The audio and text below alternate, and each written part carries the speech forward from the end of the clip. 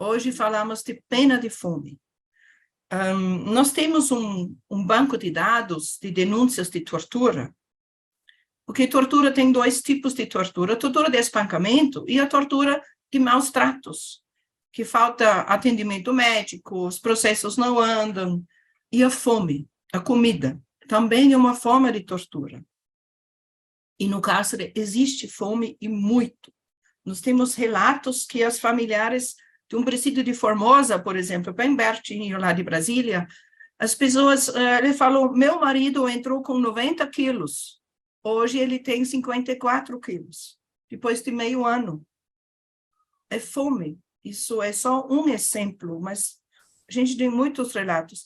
No nosso relatório anual de combate e prevenção à tortura, de 2022, 55% das denúncias que a gente recebe é por negligência de prestação de assistência. E uma dessas é a alimentação. Tem 3 aspectos nessa questão. Por que essa fome no cárcere? A questão da alimentação é uma tarefa, uma responsabilidade do Estado. Claro. Mas as familiares têm que levar comida lá dentro, têm que levar comida. E na pandemia, não podiam levar nada. Não podiam levar nada. E com isso, a fome aumentou. Aumentou, assim, porque antes as pessoas que não tinham familiares passaram fome ou receberam a partilha das pessoas que receberam familiares. A comida que a família podia levar, não, o tal de cupau, a sacola, depende do estado, é chamado diferente. E uma questão é que a lei fala que tem que ter 6 refeições. Uhum. Quer dizer, o café, o lanche, meio-dia, lanche, a janta e mais um lanche à noite. Só que o que acontece que muitos presídios recebem só 2 refeições, o almoço e a janta. Alguns recebem o café, que é um chá-café, é um café meio fraco, ou como em Goiás, um pacote de Toddy e um pão. Talvez nem tem pão. Aí, 11 horas, por aí, chega o almoço. Uma marmita. Aí, às 4 horas, 4h30, 5, chega a janta. E depois, não é mais nada, nada. Só no outro dia, 7, 8 horas. Ou seja, as pessoas presas têm 15, 17 horas de um jejum compulsório. Um jejum compulsório. Só olhando para nós, quando a gente come, belisca aqui um pão, aqui um doce, à noite toma mais um chá com uma bolacha, uma coisa assim, né? Isso não existe. Esse falta de fornecimento em geral. Uma outra coisa que é muito preocupante é a questão da terceirização da comida. Sim. Hoje não se faz mais comida no presídio. E se for feito no presídio, é terceirizado. Alegam segurança.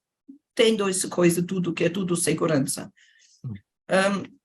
Porque até se as presas pudessem fazer o almoço, ou a comida, né, seria até Uma prestação de serviços como uma redução de para pena, né? redução e como formação também, né? Formação profissional. Certo. E a terceirização é um aspecto econômico. Muita gente ganha por causa da comida, da quentinha, como eles falam, da quentinha. E isso abre um leque de tortura muito grande.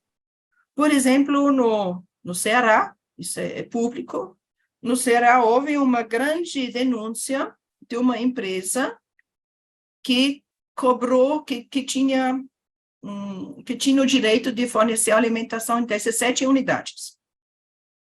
Do estado do Ceará. Do estado de Ceará. E forneceu, em algumas unidades, até o dobro. Embora que não tinha tanta gente. Mas cobraram. Tipo assim, tinha 200 pessoas presas, mas eles cobraram 400 quentinhas. E forneceram também, pelo contrato, forneceram a alimentação nos presídios que estavam em construção. Meu Deus do céu. E ainda o superfaturamento. Então, isso é uma questão econômica que muita gente ganha em cima da comida. Ou seja, não falta dinheiro do Estado para pagar a alimentação que seria adequada e devida. Exatamente. Mas Não falta. nesse processo, principalmente de terceirização, então, muito desviado e superfaturado, como você está denunciando aqui. E você falou dessa questão de comida de qualidade. Esse que é um outro problema. Nós temos muitas denúncias no Brasil todo. A comida cru, estragada, com bichos dentro, com caco de vidro dentro, e azeda. Se você imagina o melhor restaurante lá de Brasília, o melhor restaurante, mas fazendo a comida às 8, 9 horas, coloca numa marmita e leva sei lá quantos quilômetros numa unidade prisional. Chega lá 11 horas, chega na mão do preso, da presa, 11h30, meio-dia. Está frio e dá seda. Então, também uma outra qualidade é da quantidade. Nós estávamos recentemente em Altamira, a Vera estava junto, a Vera de Passo Fundo, falamos com uma promotora, ela foi lá no presídio para pesar a marmita. Deveria ter 600 gramas. Mas nenhuma marmita ultrapassou 500 gramas. Ou seja, mais um ato de corrupção. Falta fiscalização.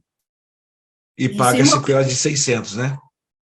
E se uma pessoa dá numa cela de superlotado, né? É uma cela superlotada, todas as assistências é precária. E se tem uma superlotação, mais ainda, né? Uhum. Então, e também temos bastante denúncias que os policiais, hoje são policiais penais, eles fazem, em algumas unidades, já temos as denúncias e encaminhamos para corregedorias, que os policiais penais dão castigo. Essa cela, o fulano fez, sei lá, não se comportou. Então, em vez de dar 15 marmitas nessa cela onde tem 15 pessoas, está só 5. E tem que se virar. E se viram. Esse é um castigo que acontece. Isso é tortura. As famílias não podem mais levar comida. Talvez algumas bolachas. Se pode. Que as restrições depois da pandemia aumentou bastante. Então, tem muitos fatores que fornecem essa pena de fome. Entendi. Irmã Petra, assim, aqui, a Fatinha aqui lá do Espírito Santo está dizendo que é uma pena de fome e de sede, né? Isso. Ela fala do acompanhamento de um presídio no Espírito Santo, que os detentos usam gotas de água para higiene pessoal, para lavar roupa e para beber. Uma situação completamente precária. E a Vera Lúcia, então, faz essa ligação com... Hoje a gente está celebrando, né?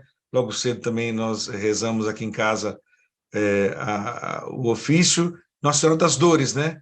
E a gente se coloca também nessa posição de Maria, diante dessa situação de tantas mulheres privadas de liberdade e tantas mães aqui em Samambaia. A gente conhece muitas que têm seus filhos e pessoas conhecidas nossas da comunidade e muitas vezes estão lá por sempre, a maioria das vezes, ou pela questão do tráfico de drogas ou por pequenos roubos ou seja, crimes contra o patrimônio, né? Então, você tem um acúmulo danado sobre essas questões. E especialmente as pessoas pretas, né? Pretas, pobres e jovens.